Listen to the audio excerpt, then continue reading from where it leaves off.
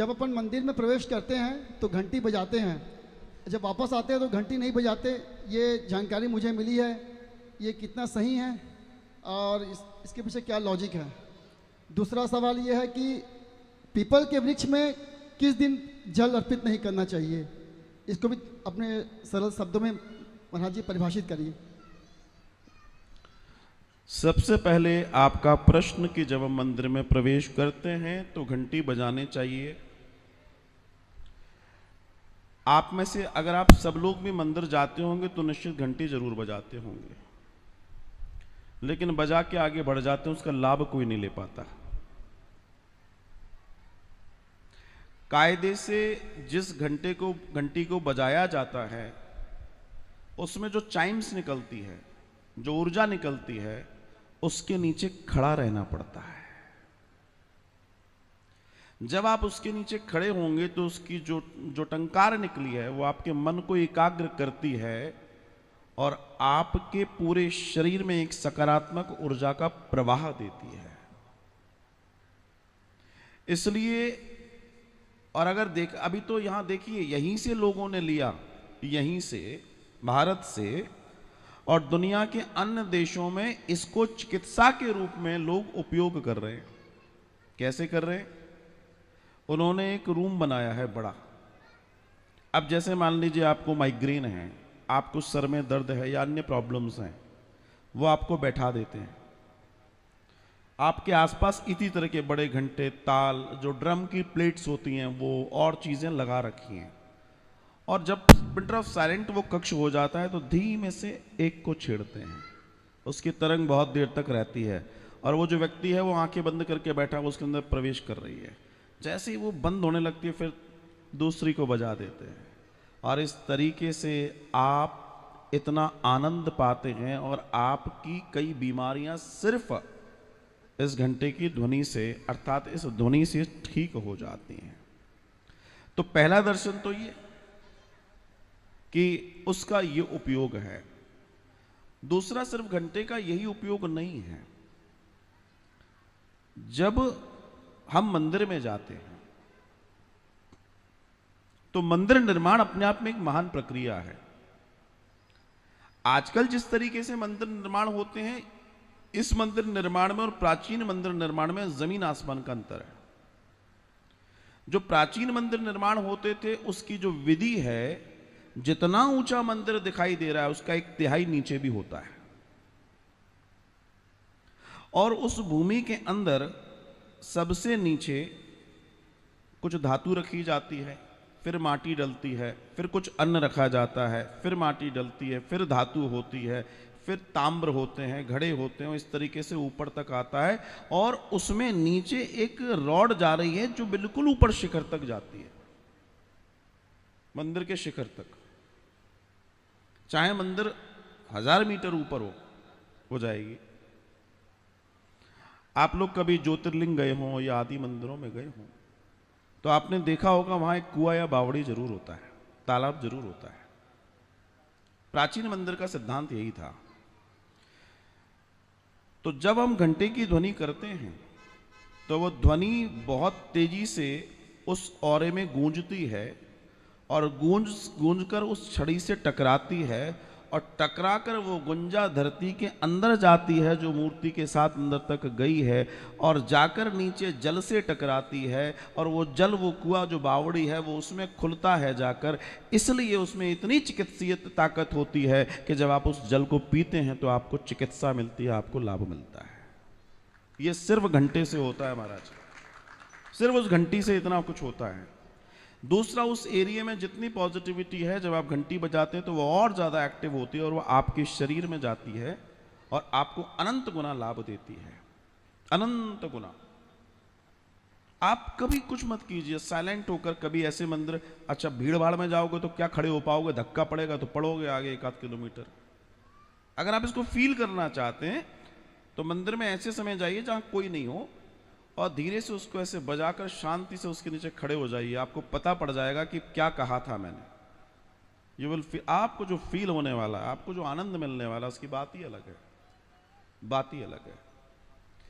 एक चीज फिर आपने कहा कि लौटते समय हम घंटी नहीं बजाते। ये कोई कंपलसरी नहीं है कि नहीं बजाते या बजाते, आप बजाना चाहें तो कोई इशू नहीं है और किसी तरह की कोई परेशानी नहीं है। बस इतना जरूर है कि जिसने आपको ये कहा है कि लौटते समय नहीं बजाते, उससे ये जरूर पूछना क्यों नहीं बजाते। बोला जाते समय बजाते हैं, वो तो आए थे, उन्होंने बता दिया। उन्होंने एक होमवर्क आपके लिए भी दिया है कि लौटते समय क्यों नहीं बजाते। असल में क्या है, कुछ चीजें भावनाओं से तैयार हो गई, विचारों से, लोकाचार से तैयार हो गई कि हम वापस जा रहे हैं, बस हो गया काम, जय जय। पर ऐसा नहीं है। अगर आप बजाएंगे तो आपकी चेतना और सुंदर होगी, इसमें कोई बुराई की बात नहीं है। आप अपनी चेतना के लिए, मंदिर क्या है, चेतना, मन की एकाग्रता के केंद्र हैं। असल में जब मंदिर बनाए गए भारत में, तो मंदिर बनाने के पीछे जो बेसिक रीजन था वो प्रार्थना केंद्र थे। वो क्या थे? प्रार्थना केंद्र। वो जो मंडप बने हुए हैं मंदिरों के, आप देखना मंदिर इस स्टाइल में बना होता है, ऊपर पतला होता, छोटा होता चला जाता है। ऐसे ही क्यों बनते हैं मंदिर? और उनके ऊपर तड़ित चालत या फिर कोई धातु क्यों लगी रहती है? ये पिरामिडिकल संरचना इसलिए होती है, अंतरिक्ष की महान ऊर्जाओं को खींचकर नीचे लाने के लिए मंदिरों का निर्माण हुआ था। ये एक तरह से एंटीना है, ये पिरामिड हैं, उनका निर्माण हुआ था। और उनके ऊपर वो जो धातु लगी है वो ऊर्जा को खींचकर नीचे तक ले जाने का काम करती है, इसलिए मंदिर निर्माण हुए थे। हम लोग क्या करते हैं, मंदिर में जाते हैं, नारियल प्रसाद फेंकते हैं और एक बार दर्शन किया और आगे बढ़ गए। असल में मंदिर इसके लिए बने ही नहीं है। मंदिर का मंडप होता है, जिस मंडप में भगवान बैठे हैं उस मंडप के बाहर का जो मंडप है, आप वहां जाकर 5 से 10 मिनट बस शांति से बैठें और उस मंडप की ऊर्जा को ग्रहण करें और चुपचाप घर आ जाएं। This is the concept of temples. यह है असल में मंदिर विज्ञान। लेकिन हम लोग तो नकलची हैं, तो हमने देखा जो काम पुजारी जी कर रहे थे वो खुद भी करने लगे, सब पुजारी बन गए। तो बाहर स्टॉल लग गए, माला भी चाहिए, प्रसाद भी चाहिए, लड्डू भी चाहिए, ये भी चाहिए, वो भी चाहिए। तुम्हारा काम थोड़ी था भाई, तुम्हारा तो स्मार्ट वाला काम था। जैसे ब्राह्मण देवता सारे दिन पूजा पाठ कर रहे हैं, तुम गए चुपचे से अंगूठे पकड़ लिए, माल लूटा और निकल लिए। Smart work. आपका काम ये सब थोड़ी है। तो जो पुजारी जी कर रहे थे, हम भी वही काम करने लगे। असल में हमारा काम नहीं था। हमारा काम तो मंदिर में जाना, एक बार ईश्वर को देखना, उससे नयन मिलाना और चुपचाप से उसको अपने आप में बसा के कोने में बैठ के उस ऊर्जा को लेना और अपने घर चले आना। ये था हमारा काम। हमने क्या किया, वही करने लगे जो वहां हो रहा था, और मामला सारा गड़बड़ा गया। असल में मंदिर में जाने के बाद भी शांति नहीं मिल रही। क्यों? क्योंकि हमको मालूम ही नहीं है कि उसकी ऊर्जा को लेते कैसे हैं। हम जब मंदिर में जाते हैं तो आपने देखा होगा, हम मंदिर में जाके जब भगवान के सामने खड़े होते हैं तो स्वतः हमारी आंखें बंद होने लगती हैं, क्योंकि वो प्राण प्रतिष्ठित हैं, उनमें प्राण हैं। एक सनातन इस दुनिया में ऐसा दर्शन जो पत्थर में प्राण भर के सामने प्रकट कर देता है महाराज, कोई नहीं कर सकता। जो पत्थर में प्राण आते हैं, जब भगवान की पट्टी खुलती है तो कांच फूट के अलग गिरता है। सिर्फ सनातन में ताकत है, किसी में नहीं है इतनी। दर्शन, जब आप वहां खड़े होते हैं तो आपके अंदर शुद्धता भी है और अशुद्धता भी है। आपके अंदर प्रेम भी है, आपके अंदर मैल भी है, सबके अंदर है, मेरे अंदर भी है। कोई नहीं बच सकता द्विध से। ऊर्जा सबके अंदर अच्छी और बुरी होती है। वो विचार से हो सकती है, वो क्रोध से हो सकती है, किसी भी चीज से हो सकती है। अगर कोई कहे कि नहीं मेरे अंदर 100% शुद्ध एनर्जी है, झूठ बोल रहा है। हो ही नहीं सकती, नियम ही नहीं कहता ऐसा। क्रोध होगा, कुछ तो होगा। तो जब हम मंदिर में खड़े होते हैं तो हमारी ऊर्जा जब निकलती है तो 2 भागों में बंटती है, एक नेगेटिव एनर्जी, एक पॉजिटिव एनर्जी। जो पॉजिटिव एनर्जी होती है उसका गुण ठंडा है, और जो नेगेटिव एनर्जी होती है उसका गुण गर्म है। और जो गर्म चीज होती है, आपने देखा होगा, जब गर्मी नीचे से ऊपर जाती है, बादलों से टकराती है तो पानी बरसता है, यही होता है ना। तो गर्मी का नियम है ऊपर जाना और ठंडे का नियम है नीचे आना। एयर कंडीशन वहां लगाओगे, वहां से नीचे हवा ठंडी कर देगा, मगर ऊपर की तरफ नहीं जाएगा, क्योंकि ठंडक नीचे आती है। तो जब हम और आप मंदिर के सामने खड़े होते हैं, अर्थात भगवान के सामने खड़े होते हैं, तो हमारी बॉडी से, हमारे शरीर से, हमारे मन से, हमारे विचारों से जो ऊर्जा निकलती है, वो ऊर्जा दो होती है, एक गर्म एक ठंडी, एक नेगेटिव और पॉजिटिव। तो जो नेगेटिव होती है वो ऊपर की ओर जाती है और जो पॉजिटिव होती है वो नीचे की ओर आती है। और नीचे वो जो मूर्ति है, वो मूर्ति के चारों ओर सराउंडिंग में ऐसे ऐसे ऐसे ऐसे घूमने लगती है। और उसी दर्शन में हमारे ऑरे की ऊर्जा भी ऐसे ऐसे ऐसे घूम रही है। और जब कई बार आपने देखा होगा हम आरती करते हैं तो वो अग्नि क्या करती है, हमारी जो ऊर्जा ऐसे ऐसे घूम रही है और जो परमात्मा की मूर्ति की ऊर्जा ऐसे ऐसे घूम रही है, उन दोनों घूमते हुए सर्कल्स के बीच में जब अग्नि या दीपक आता है आरती का, तो वो अग्नि की ऊर्जा उन दोनों को एक करने का प्रयास करती है। इसलिए हम आरती करते हैं, अपने आप को इनहेल करने के लिए, समृद्ध बनाने के लिए। तो जब हम सामने खड़े होते हैं मूर्ति के, तो जब हमारी तो गर्म ऊर्जा ऊपर की ओर जाती है। और वो पिरामिड, जो मंदिर का ऊपर पिरामिड बना है इस तरीके से, वो इसलिए बना है कि वो ऊपर खींच सके गर्म ऊर्जा को। और ठंडी ऊर्जा हमारी भगवान के साथ चक्र में घूमती है। अब वो गर्म ऊर्जा कहां जा रही है, वो जो नेगेटिव एनर्जी है वो ऊपर जा रही है। और ऊपर जब जाएगी तो वो बिल्कुल बिंदु से टकराएगी और वहां पर एक लोहे की छड़, कोई धातु, कोई सोना, कोई पीतल लगा हुआ है, वो उसको खींच के बाहर फेंक देता है। राइट? अब इसलिए जो मंदिर का गुंबद है उसको नेगेटिव बोला गया है कि मंदिर के गुंबद की छाया अगर आपके घर पर पड़ेगी तो निश्चित मान के चलना कि आपकी प्रगति रुक जाएगी। इसलिए लोग अपने घरों को ऐसी जगह नहीं लेते जहां ठीक सामने मंदिर हो या मंदिर का कोई गुंबद का साया आपके घर पे पड़ रहा हो। वो अगर फ्रीवे भी मिले तो किसी मतलब का नहीं है। प्राचीन समय में बोला गया, बताया गया कि जब आप अशुद्धावस्था में हैं, जब आप सूतक में हैं, पातक में हैं, तो आप मंदिर में प्रवेश नहीं करेंगे। हमें आपको बताया गया, क्योंकि उस समय हम जबरदस्त नेगेटिव एनर्जी के साथ हैं। लेकिन हमें यह बोला गया कि मंदिर के बाहर खड़े होकर गुंबद के दर्शन कर सकते हो। अगर गुंबद के दर्शन कर लोगे तो तुम्हें परमात्मा के दर्शन करने से जो नॉर्मल लाभ होता है उससे भी ज्यादा लाभ होगा। आप कहोगे ये कैसे संभव है? तो इसमें थोड़ा सा विज्ञान में घुसते हैं।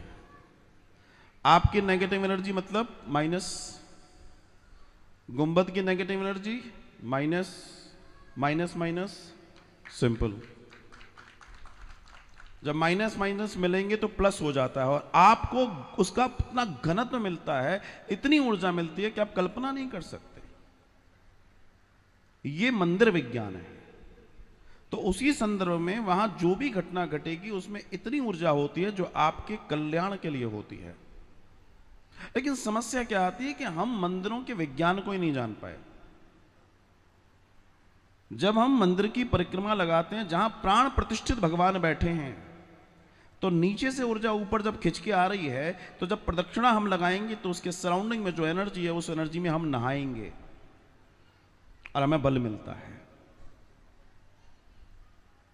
प्राचीन समय में जब सुनार गहने बनाता था तो उसका पूजन करता था और पूजन करने के बाद वो गहने जब जिसने बनवाए हैं वो लेता था, तो वो लेकर सबसे पहले मंदिर जाता था और मंदिर जाकर जो गर्भगृह में मूर्ति है पुजारी जी को देता था। पुजारी जी उस जो गहने होते थे उनको स्पर्श कराते थे।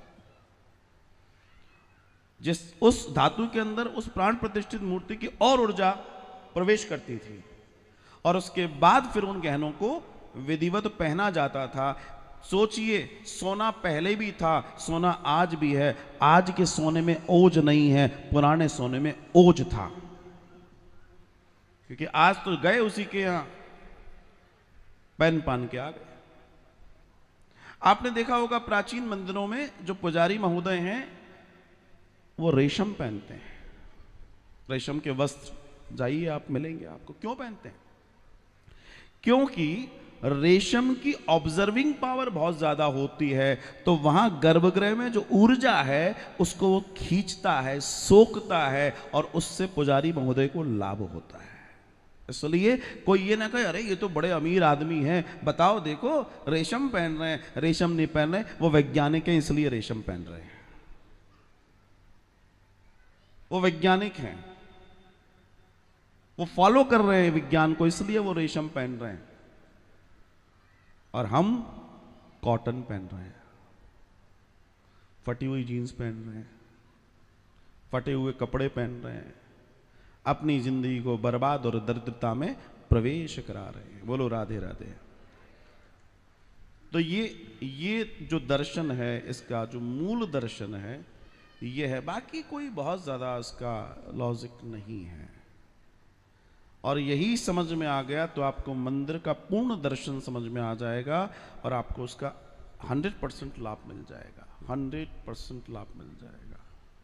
आपका दूसरा भी प्रश्न था, क्या था? पीपल का पेड़। आपने बोला पीपल के पेड़ में किस दिन जल चढ़ाएं, किस दिन न चढ़ाएं। भैया पीपल के पेड़ में ऐसा कोई दिन है जिसमें जल नहीं चढ़ाना है। आप 7 दिन जल चढ़ा सकते हैं, दीपक लगा सकते हैं। आप एक चीज समझ लीजिए, पीपल में परमात्मा का स्थायी निवास है, उसमें लक्ष्मी का भी वास, उसमें गौरी का भी निवास, उसमें ब्रह्मा का भी निवास, नारायण का भी निवास, सरस्वती का भी निवास है। तो इसका आपको एक और बात बताएं, जो लोग पीपल पर निरंतर जल या दीपक देते हैं उनका वंश उत्तरोत्तर बढ़ता है और उनके जीवन में मजबूती होती है। पीपल का दर्शन है हिसाब। बस हमें समझना है, पीपल 100% ऑक्सीजन देने वाला पृथ्वी पर एकमात्र पेड़ है, एकमात्र। नीम, बड़ 80%। इसलिए इन तीनों पेड़ों का पृथ्वी पर होना बहुत जरूरी है। असल में यही देवता, अब देखिए आपसे कहा गया उसमें देवता है, यह आध्यात्मिक दर्शन है, लेकिन देवता तो है उसमें, प्राणवायु है उससे मिल रही हमसे, उससे बड़ा देवता क्या है, इसको समझना जरूरी है। धन्यवाद। नेक्स्ट।